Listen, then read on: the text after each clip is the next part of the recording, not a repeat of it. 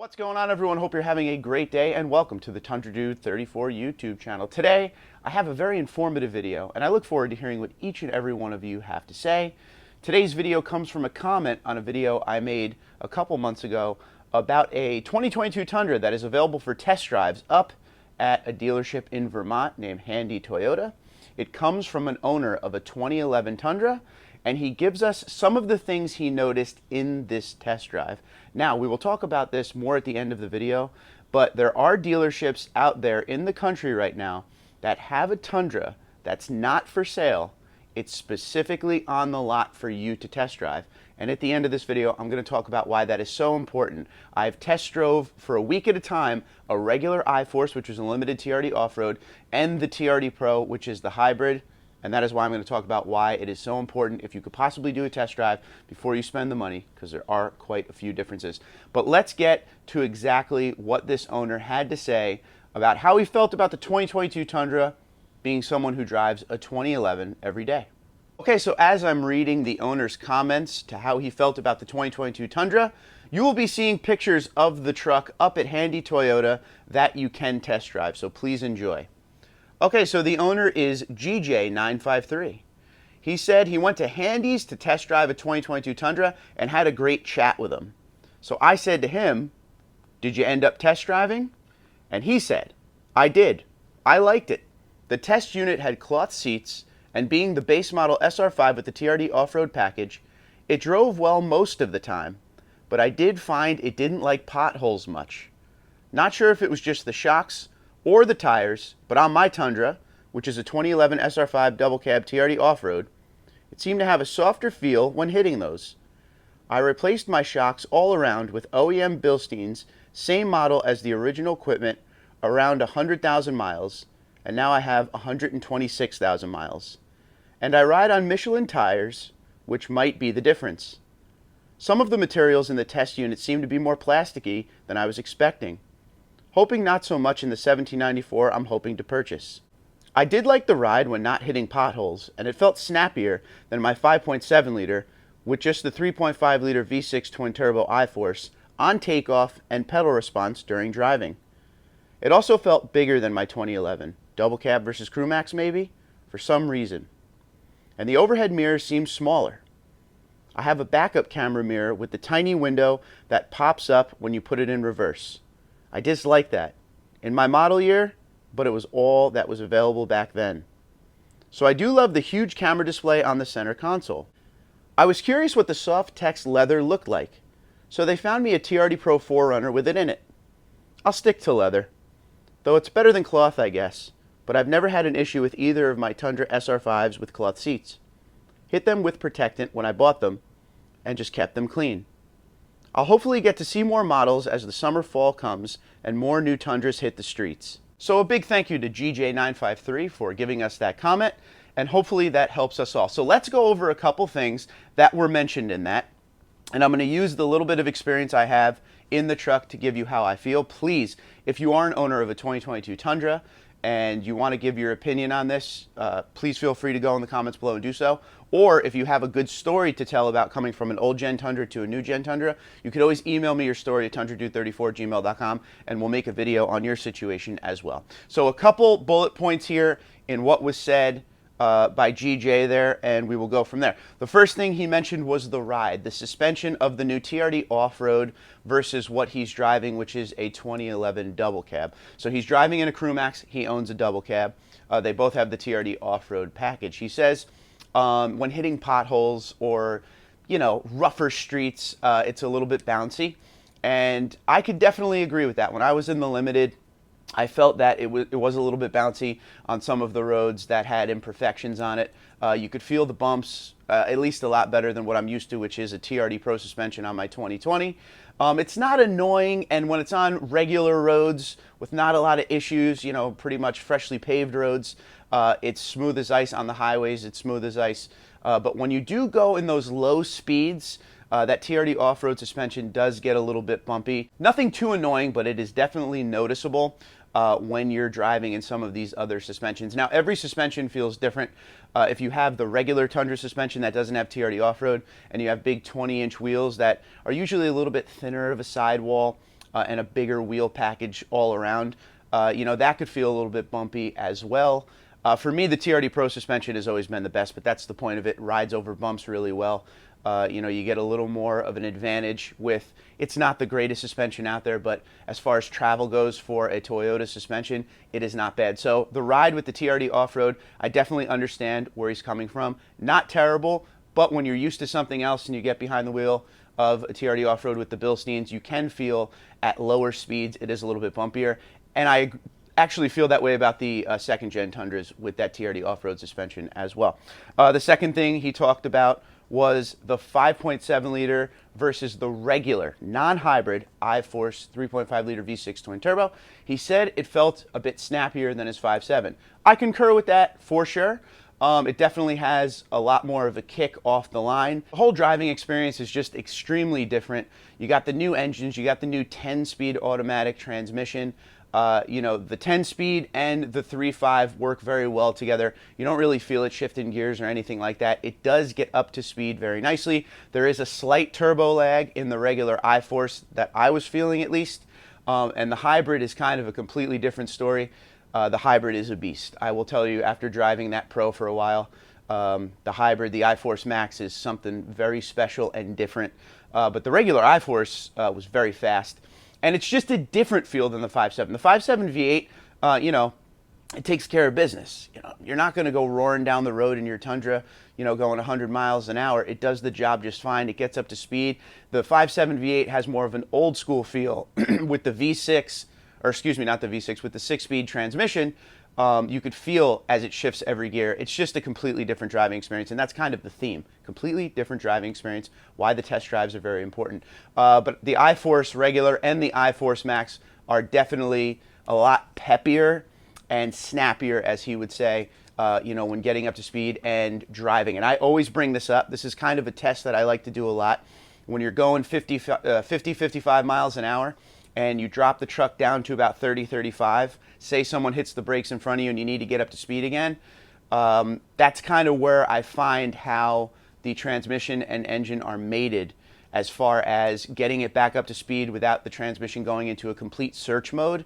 The 5.7 V8, especially the more current 20 and 21, do that very well. The 3.5 iForce does that extremely well, and the hybrid, insane. So all of those definitely get an A+ on that. But yeah, each engine has its own feel, but the newer ones definitely feel like they got a lot of power behind them as well. The next thing, Softex versus the regular leather. Softex, I've always said this, second gen Tundra, new Tundra. Softex is more of that rugged, it's like a fake leather, but it's not awful. Maybe on long trips it's not the most comfortable thing. The Platinum and 1794 leather is definitely better. That's perforated, heated and cooled seats. But with the perforations, if you spill something on it, it may be a pain to clean, where the Softex leather and now the SR5 TRD Pro Limited is very easy to just wipe clean because there wasn't perforations. Now there is perforations in pretty much all these things. So I'm talking a little bit more second gen. But as far as the stiffness of the leather cover versus Softex, yeah, the leather's way more comfortable, but at the same time, the Softex isn't far behind it as far as comfort. Really want to hear what you guys think about that. Now, I had a Platinum before I had the TRD Pro here, and they both are fine in their own way. I like the fact that these seats in the TRD Pro, the Softex, are just way easier to clean, but the new generation seat is a little bit different. We're sitting, in case you don't know, in a 1794 seat right here. This is a 2022 1794 seat, very comfortable. It's perforated all throughout the seat, so you're going to want to keep those clean. I always want to try to find someone who bought the new 1794 for 2022 in the cream colored seats. They must be such a pain to keep clean. And last but not least, he brought up plastic parts. He wished the interior was a little less plasticky, right? I could see that. In the test drives that I had the limited TRD Off Road, and it was, you'll look at a picture right now, it was all black on the inside. It had some soft points to touch. There was a lot of plastic, but overall, I feel like it was, modernized and a little bit better than the 14 and up interior dashboard setup as far as, soft touch places with the dash, the, glove compartment. The whole thing, I think, is a lot better. When I got into the TRD Pro, that had the cockpit red splashed across, and you could really get a good sight line here on what I'm talking about. That entire red spot across the dashboard there, that is all soft touch. So there is a lot more soft touch than before, and as you go up in the trims, you start to see maybe a few more soft touch parts. If you're down in the SR and the SR5, you'll probably see a little bit more plastic, but overall, I think the new gen definitely took care of some of those areas where the older gen, most of the interior is plastic. I mean, you get a splash of leather if you have certain trims right above the glove box. There's a splash of leather on the doors, but in the new gen, there's a lot more soft touch for sure.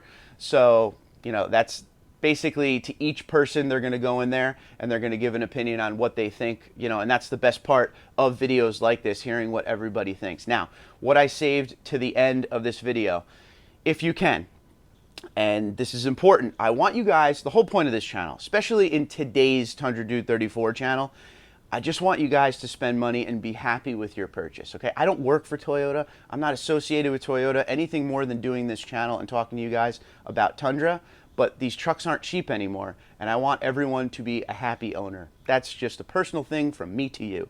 So if you could find dealerships like Handy Toyota up in Vermont that keeps a Tundra on site to test drive, I think that is the smartest thing. I wish more dealers would do that. And the reason is, we're not going from a 2020 Tundra to a 2021, which is pretty much the same exact thing. It's been around a long time.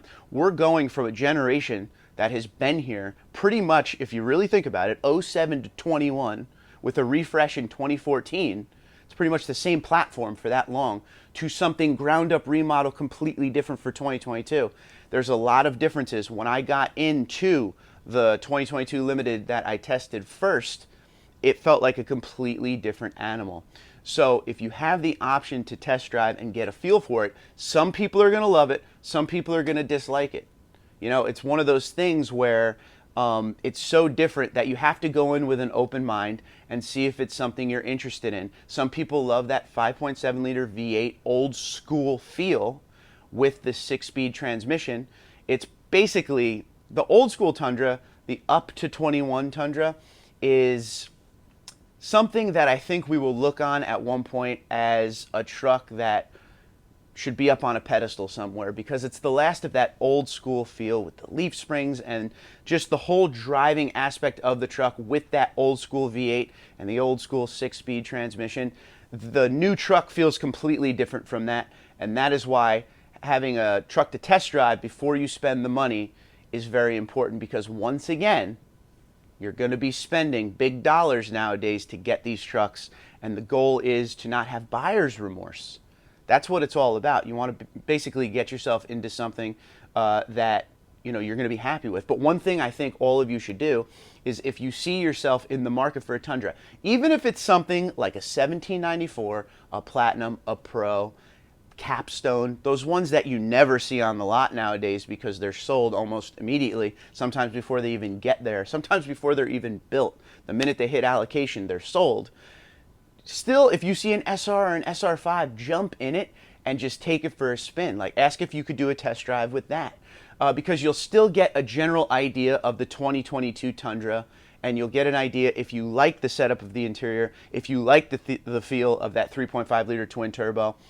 If there's a hybrid, an iForce Max on the lot, definitely take it for a test drive. Just get a feel for the truck, because it feels completely different in almost every aspect. And again, I want you guys happy. So thank you very much for sending in your story, GJ. That was awesome. If any of you out there have had a similar situation like GJ here, and you want to go ahead and send in your information about your transition from the old Tundra to the new Tundra, pros and cons. It doesn't always have to be good. If you're having a bad situation and you want to send it in, the goal of these videos is to help people be happy with their purchase and decide if they want to go into the next generation Tundra. All you have to do is email some information to me at tundradude34@gmail.com. You could send in your story like we just read right there. If you want to add some pictures, make it fun, go for it. But I'm totally willing to read everybody's story on here and just see what people liked and disliked about the new truck. And going forward, we can go back on these stories and see if anything changed as we go through the model years and you know, see how they improve the next generation Tundra. This is just the first year. There's going to be things that we've talked about and more things to follow that we want to see changed, what we like, what we got used to. You know, that's just the way new generations of any vehicle are. So I can't wait to hear what you guys have to say. Comment below and let us know what you think about some of the bullet points we talked about with the story here. But until next time, Twitter, Instagram, LinkedIn, Facebook at TundraDude34, TundraDude34 at gmail.com. You guys have a great day. Be safe and be well.